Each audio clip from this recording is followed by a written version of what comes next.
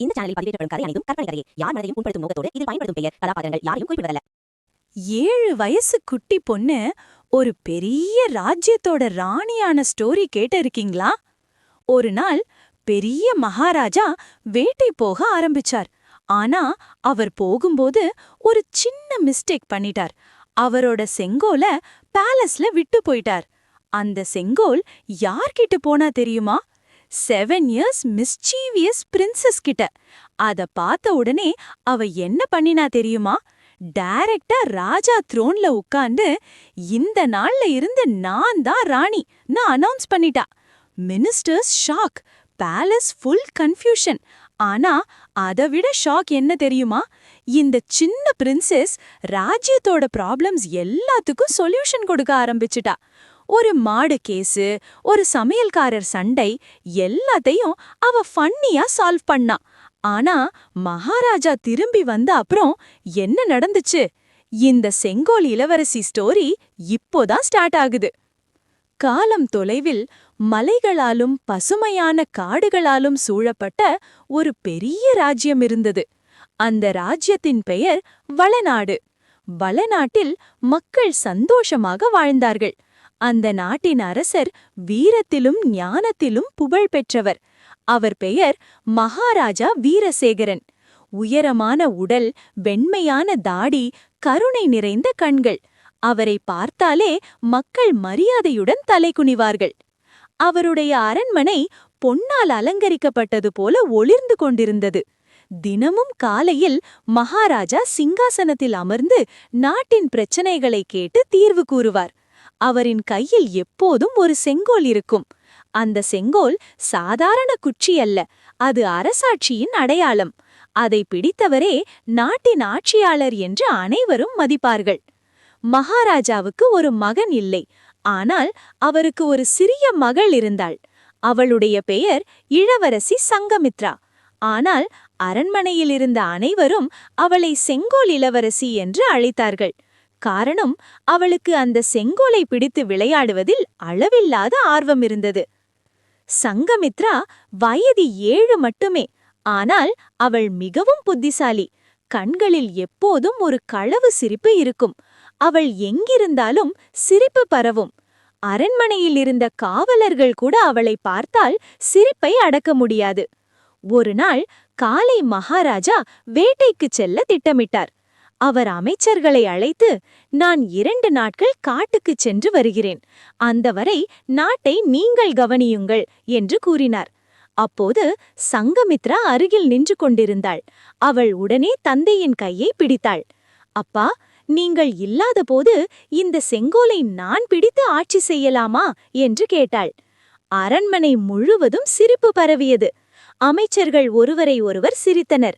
ஆனால் மகாராஜா சிரித்துக்கொண்டே, சரி சரி, நான் 2 நாட்கள் இல்லாதபோது நீ விளையாட்டாக ஆட்சி செய், ஆனால் அமைச்சர்கள் சொல்வதை கேள் என்றார்.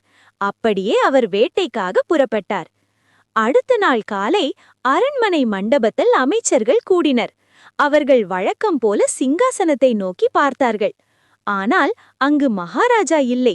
அதற்கு பதிலாக சிறிய சங்கமித்ரா பெரிய கிரீடம் அணிந்து சிங்காசனத்தில் அமர்ந்திருந்தாள்.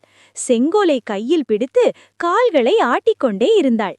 அமைச்சர்கள் குழப்பமாக ஒருவரை ஒருவர் பார்த்தார்கள்.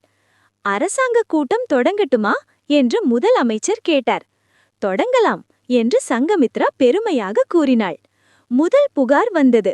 ஒரு விவசாயி முன் வந்து, அரசி, என் மாடை அயலவன் திருடிவிட்டான் என்றான். அதை கேட்ட சங்கமித்ரா சற்று யோசித்தாள். பின்னர் கேட்டாள், உன் மாடு எப்படி இருக்கும்? வெள்ளை நிறம், பெரிய கொம்பு. சரி, அயலவன் எங்கே? அயலவன் முன் வந்தான்.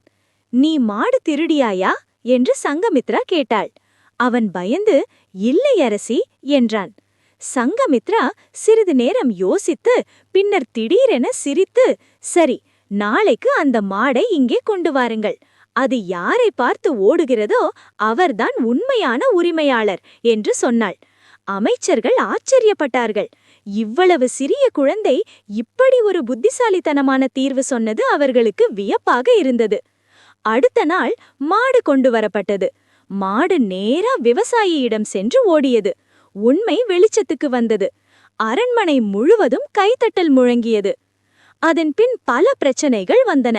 எல்லாவற்றிற்கும் சங்கமித்ரா வேடிக்கையான தீர்வுகள் கூறினாள். ஒரு நாள் 2 சமையல்காரர்கள் சண்டையிட்டு வந்தார்கள். அரசி, என் பாயசத்தை திருடினார். இல்லை, அவர்தான் முதலில் என் லட்டு எடுத்தார்.